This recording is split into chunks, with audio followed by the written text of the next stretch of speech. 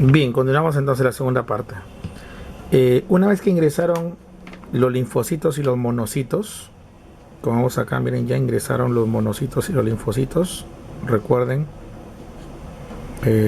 atraídos por la lisofosfatidilcolina, la cual inducía a que haya receptores en el endotelio para que estos puedan ingresar.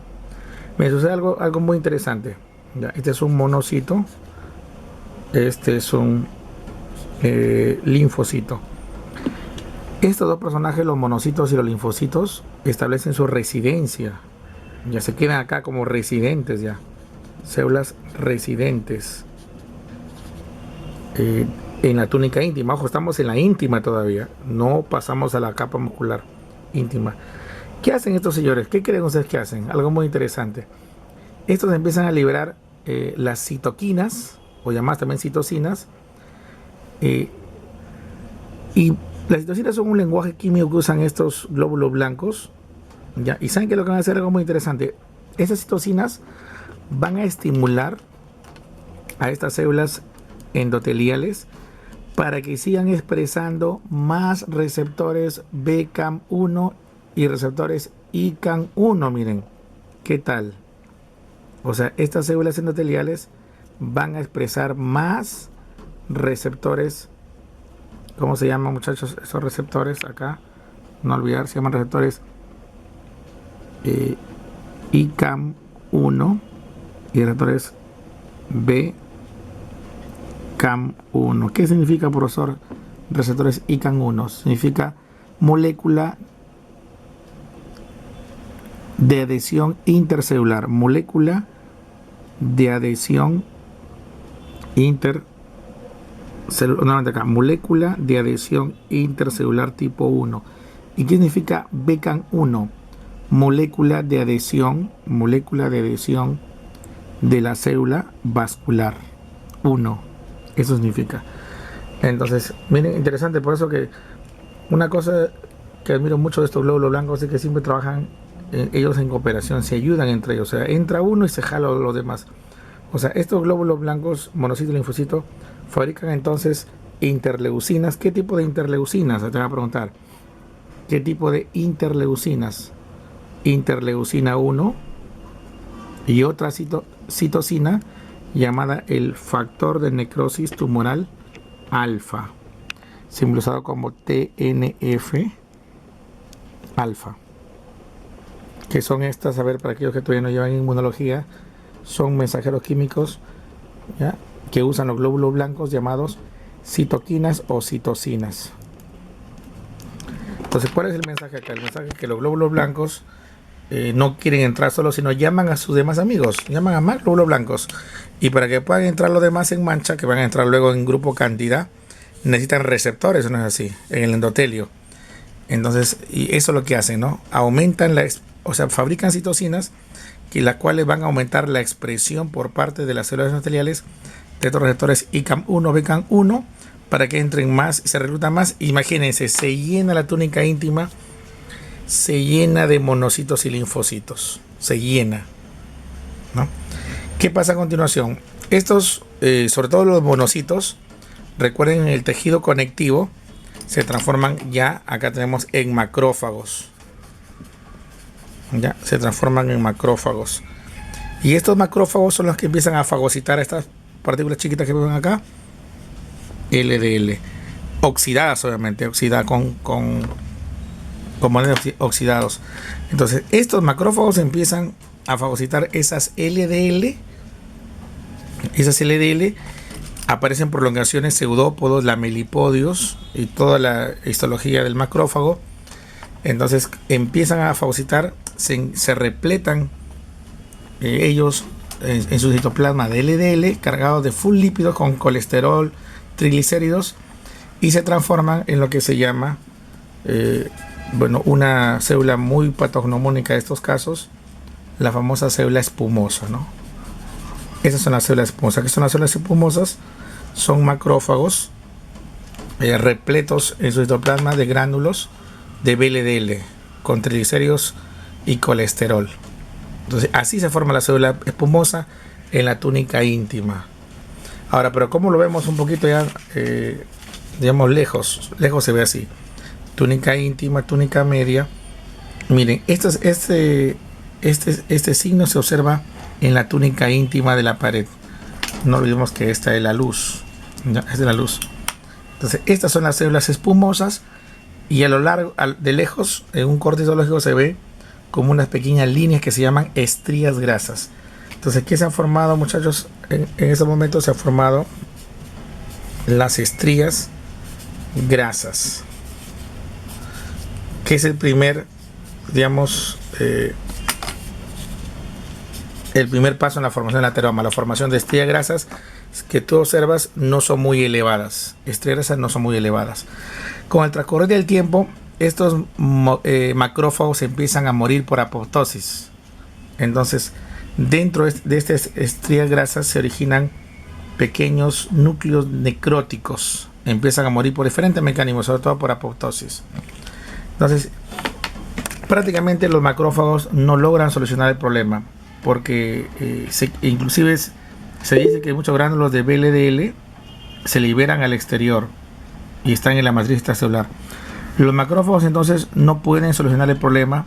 Y recuerden que hay una ley fundamental en la patología. Cuando los macrófagos no pueden solucionar el problema, es ahí donde entra a tallar ya el tejido fibroso, ¿no?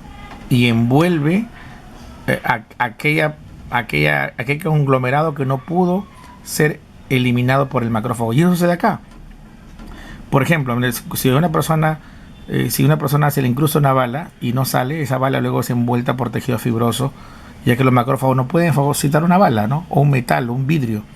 Igual sucede acá también. Como estos macrófagos mueren, finalmente no cumple su objetivo, entra a llegar el tejido fibroso para englobar a todo eso, toda esa placa de grasa, e encerrarlo y aislarlo como un cuerpo extraño. Pero ¿qué es lo que pasa? Aquí sucede también algo muy interesante. Son estas células, miren, estos personajes interesantes, llamados miocitos lisos o simplemente fibras musculares. Esta es la que entran a tallar. ¿Qué hacen a continuación? Veamos. Miren que ven acá. Nuevamente repito, esta es la túnica íntima. Esta es la túnica media. Los miocitos lisos, o llamados también fibras musculares lisas. Estas fibras musculares lisas son las que empiezan a migrar desde la túnica media, miren, hasta la túnica íntima. ¿Ya? Y acá en la túnica íntima adquieren una característica más de fibroblasto, ¿no? O sea, cuando ya están acá en la túnica íntima, ¿ya? Adquieren una característica de fibroblasto. A ver, vamos a ver qué pasa entonces. Y ya estando en la túnica íntima, mira, ya esta es la túnica íntima, esta es la túnica media. Estos miocitos lisos, estas fibras musculares, empiezan a fabricar como un fibroblasto. Miren que vemos acá. ¿Qué es esto? Fibras colágenas. Empiezan a fabricar proteoglicanos. Entonces, a ver, fibras colágenas y proteoglicanos. Lo que hace un macrófago. Proteoglicanos, ya, macrófagos. Y empiezan a aislarlo como si fuera un cuerpo extraño a toda esta, a este centro lipídico con parte necrótica adentro. Se empieza a aislar. Entonces, y es ahí donde observamos una pequeña masa, entonces, que tiene tres características: masa rodeado por tejido fibroso, fibras colágenas, proteoglicanos, el mayor contenido lípido y la parte central con centro necrótico. Y es ahí donde recién podemos hablar de la formación de un ateroma. Entonces, poco a poco se va formando un ateroma. Miren, y este va creciendo y hace protrusión. Miren, a ver, pasamos a la siguiente entonces. Ahí tenemos, miren, un gran ateroma. Todo esto, muchachos, todo esto ya se conoce con el nombre de ateroma. Ateroma. Se formó el ateroma. ¿Cuáles son los componentes del ateroma? Recuerden, fibras colágenas y proteoglicanos, tejido grasoso, colesterol sobre todo, triacilglicéridos y un centro necrótico. Ese es un ateroma. Ya son placas elevadas. También encontramos colesterol extracelular y necrosis. Entonces, toda una envoltura fibrosa. Listo. ¿Qué pasa a continuación?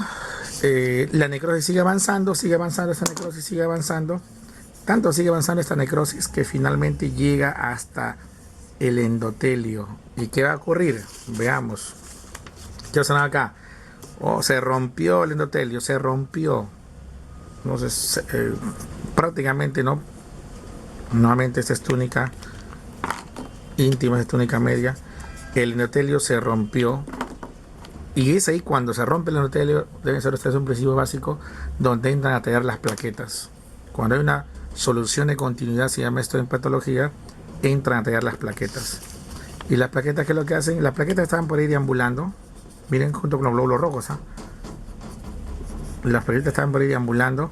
Y ni bien ven que hay fibras colágenas expuestas. Recuerden que las plaquetas tienen mucha afinidad por las fibras colágenas. Al toque se agregan. Primero se adhieren. Vamos a ver qué pasa. Ahí está. Las plaquetas. ¿Observan ustedes o no? Esta es la túnica íntima, la túnica media. Entonces, lo que ven ustedes acá se llama adherencia plaquetaria. Adherencia de las plaquetas. ¿Ya? O sea, primero las plaquetas se adhieren. ¿Ya? Y luego empiezan a liberar mediadores químicos como tromboxano A2, como ADP, como serotonina. ¿Qué es eso? Son también mensajeros químicos que atraen a más plaquetas, reclutan a más plaquetas, llaman entre ellos, ¿no? Que vengan más plaquetas. ¿Para qué? Para formar el tapón plaquetario inicial. Y así se empieza a activar el mecanismo de la coagulación. Entonces, se traen más plaquetas, vienen más plaquetas, ¿right? Y se forma acá arribita lo que se llama, no olviden este orden, primero el tapón plaquetario. ¿Ya? Luego, después de este tapón plaquetario, ¿qué va a pasar? Se activa la tercera etapa en el mecanismo de la coagulación y caen fibras, ¿ya? Fibras que eran solubles, ahora insolubles, caen encima de ese tapón plaquetario y atrapan glóbulos rojos. ¿Quién es esta fibra? Fibrina, que antes era fibrinógeno, fibrina. Cae como una red y atrapa los glóbulos rojos que pasaban en ese lugar por ese momento, ¡fum!, lo atrapan ahí y se forma lo que se llama el coágulo. El coágulo. Ya, no confundir coágulo con tapón plaquetario. Acá, el tapón plaquetario está acá en la base. Este tapón plaquetario. Y todo con glóbulos rojos atrapados. Ahí aparece el glóbulo blanco también. Con fibrina ya insoluble. Se llama coágulo. Entonces, obviamente ya se rompió el epitelio, ¿no? El coágulo. Y ese coágulo es el que va a obstruir finalmente. Es el que va a obstruir la luz y va a formarse una trombosis oclusiva. ¿De qué manera obstruye el coágulo? De esta manera, ¿no? O sea, si antes la arteria tenía una luz despejada, después de esto, ya lo de verde es el centro de ateroma y es el ateroma, lo de verde. Y cuando se rompe el ateroma,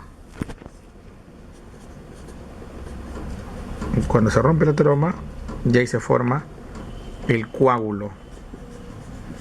Que cuando el coágulo se desprende, se transforma en un trombo. Un trombo es un coágulo viajante.